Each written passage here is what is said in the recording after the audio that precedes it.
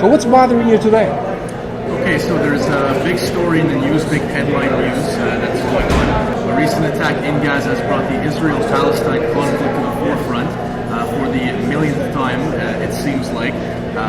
We've heard about this in the news for the past 40 years, the conflict in Gaza between Israel and Palestine. And this time, Israel may have gone too far in killing a Hamas militant leader who allegedly was in the process of brokering a deal, a peace deal, between Israel and Palestine. So this guy is a Hamas guy, he's the Hamas militant leader, but apparently he was brokering a deal between certain people in the Israeli government and his own people, Palestine. So what triggered this? He was taken out. He was assassinated recently. Why? I believe it was Monday. But why? What are they saying? Why did this happen? What it seems like, right, is that he was taken out because it seems like Israel is not interested In a peace deal? In a peace deal. At least when we say Israel, we're not talking about the common Israeli person, because they probably, like the people on the other side, want peace, right? But it's certain people in the government, for whatever political reason, territorial reason, or whatever it is, they don't want it to happen. So is this going to turn into a full-scale war now? It looks scary. It looks like it could be scary because there's a couple of factors here. Israel doing this, okay, they put the U.S. in a bad position. They put the U.S. in a bad place because the U.S. has been backing Israel this whole time, right? So will the U.S. continue to support and defend Israel, or will it come to a point where, they're isolating themselves, Israel? Israel is isolating themselves, and if a war does take place at the current time, people are talking. Basically, you have Turkey, you have Egypt, and you have the U.S. and probably a couple of other countries and leaders who are denouncing this. They don't want this to happen. They don't want this war to take place. They don't want more violence to take place. Right? What's the status with Egypt? Because I heard there were demonstrations in Cairo. Yes. Yeah. What's their status? Well, at first it seemed like that Egypt was on the side of like the U.S. And almost kind of because they wanted to keep the peace. There was a situation taking place basically where it was getting closer and closer to peace between Egypt, Israel, the U.S., all of that stuff. The new guy, Mosri, the new president, I believe his name is Mosri, for Egypt, he was getting closer to that. But with these attacks and all this stuff, he's been put in a bad place, and now he is supporting his Gazan brethren, just like Turkey is doing the same. So are you saying that they were close to peace, and now, because of this, things are unraveling? Things seem to be unraveling. So what's going to happen? I mean, the scary part about this is this guy Jabari. This guy Jabari is the guy who was assassinated, right? Who was killed a few days ago, which started this whole thing. But why did they assassinate him? If he was close to a deal, a peace deal, why would they assassinate him? That's the thing. See, are the facts clear cut? Are they really there? We don't really know. The story, first of all we knew at first is that this guy Jabari was assassinated, and this guy Jabari was a militant leader of Hamas. That's all we knew. Then what happened is a newspaper in Israel called Haaretz reported a story that this guy Jabari had received the first draft of a peace deal between Hamas, Palestine, and Israel. And then, and now the bombing is going on. So you're saying, who would you, if you had to point a finger, who would you blame? Who would you blame? I'm happy you asked me that. These are the hard facts. Okay, these are the hard facts. Okay.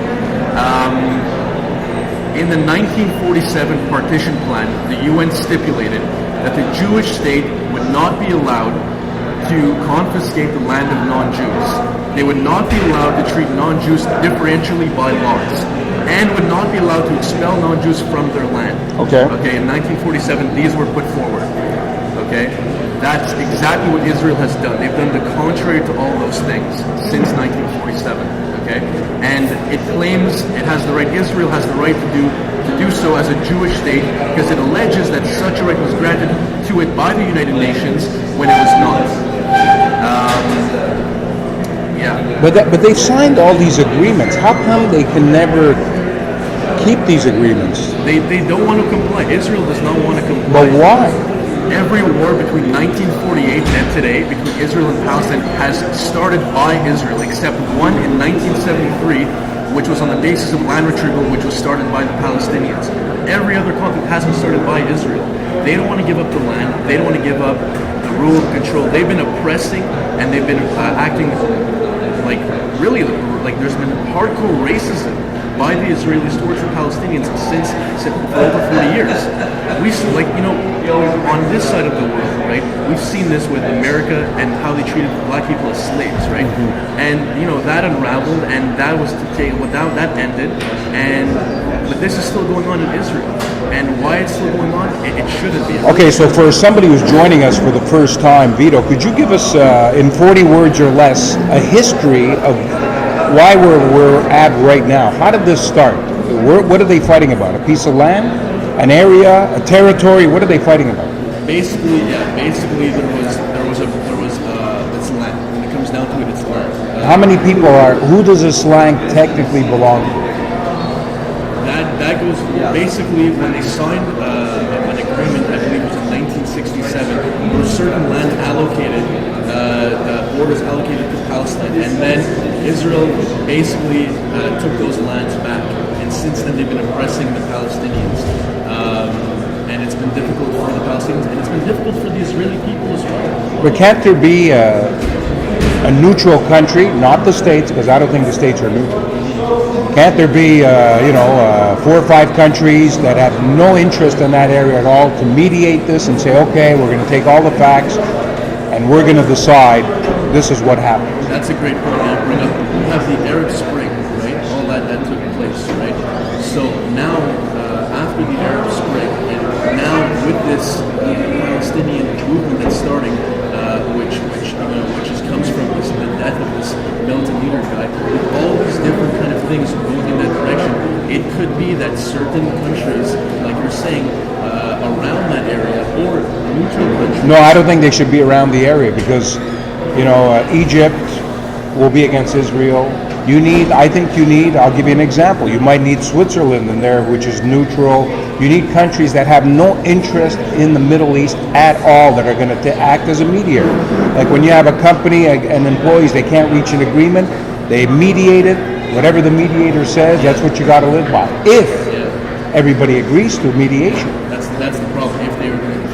And if they don't agree to mediation, that tells me they don't want peace. Right, and that's what people are saying. And as a Canadian, this has been going on for years. It's like the rest of Canada, when they hear Quebec wanting to separate, we hear this for years and years and years, and we've had referendums, but it keeps on coming up. But at least in Canada, it's non-violent. People are not losing their lives. But it's really serious out in the Middle East when people are losing their lives. There's attacks happening now in the Gaza Strip.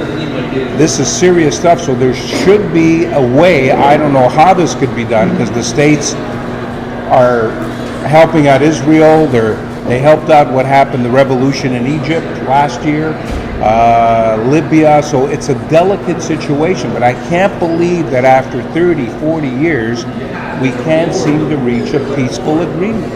Do people like losing their lives? Do people like giving up their lives for a piece of land? There's got to be a better way.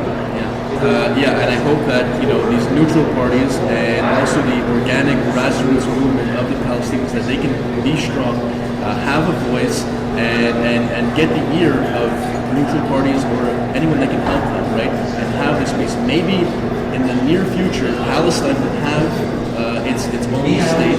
Israel will have its own state, and there will be a time of peace. Hopefully. Peace is what we're looking for here. Peace in the world. That's what we were discussing on What's Bothering You. Thank you, Vito. I'm Frank Cavallaro. Another episode of What's Bothering You on VIP Internet TV.